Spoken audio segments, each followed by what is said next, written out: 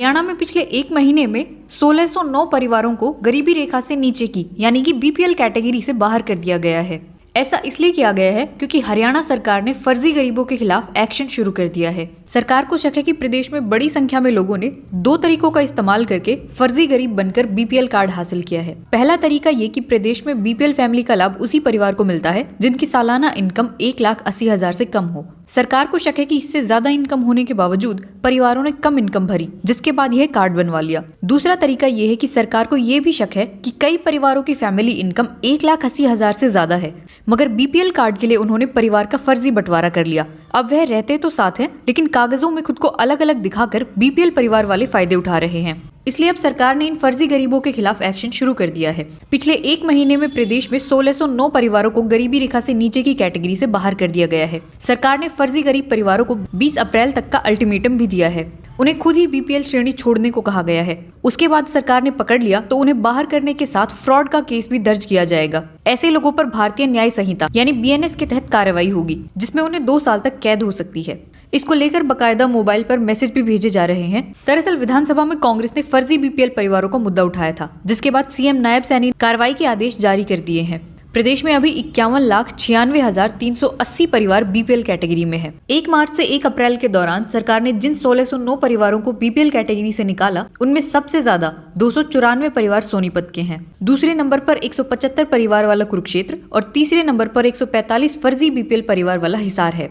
पंचकुला में सबसे कम 3 परिवार बाहर किए गए हैं। इस संबंध में सरकार की तरफ से बीपीएल परिवारों को मैसेज किए जा रहे हैं, जिसमें उन्हें 20 अप्रैल तक का टाइम दिया गया है। इसमें कहा गया है कि वे खुद ही फैमिली आईडी में अपना सही विवरण दर्ज कराएं और बीपीएल श्रेणी से बाहर चले जाएं, अन्यथा इससे लिए लाभ की वसूली के साथ उन पर कार्रवाई भी होगी। हरियाणा परिवार पहचान प्राधिकरण के राज्य कोऑर्डिनेटर सतीश खोला ने कार्रवाई की पुष्टि की है। उन्होंने कहा, मुख्यमंत्री के आदेश पर अब फैमिली आईडी में गलत जानकारी देकर बीपीएल श्रेणी में आने वालों की छटनी की जा रही है। अगर ऐसे लोग खुद से अपनी जानकारी दुरुस्त नहीं करेंगे तो प्राधिकरण जांच करके उन्हें बाहर कर देगा, उन पर कार्रवाई भी होगी। आपको बता दें कि 6 दिन पहले फतेहाबाद में सिरसा से कांग्रेस सांसद कुमारी सैलजा ने कहा था कि बजट के दौरान सीएम नायब सिंह सैनी ने आंकड़ा पेश करते हुए बताया था कि प्रदेश में प्रति व्यक्ति आय बढ़ी है। यह आय बढ़कर 3,53,000 तक पहुंच गई है। जब प्रति व्यक्ति आय बढ़ रही है तो फिर बीपीएल परिवार कैसे बढ़ रहे हैं? बीपीएल परिवार की श्रेणी में वही व्यक्ति या परिवार आता है जिसकी वार्षिक आय 1,80,000 से कम होती है।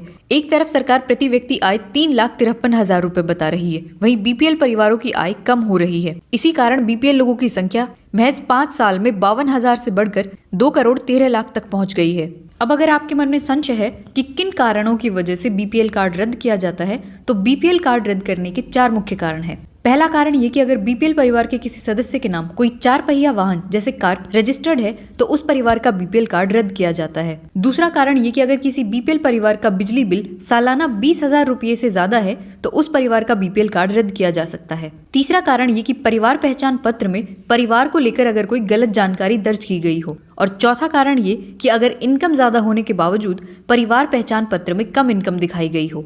इन्हीं कारणों के आधार पर अब सरकार ने फर्जी गरीबों के खिलाफ एक्शन शुरू किया है और उन्हें खुद ही बीपीएल श्रेणी छोड़ने के लिए 20 अप्रैल तक का अल्टीमेटम भी दिया है। इस खबर पर हमारे साथ जुड़े रहने के लिए शुक्रिया और ऐसी महत्वपूर्ण खबरों के साथ अपडेटेड रहने के लिए बने रहिए इंडिया न्यूज पॉइंट के साथ।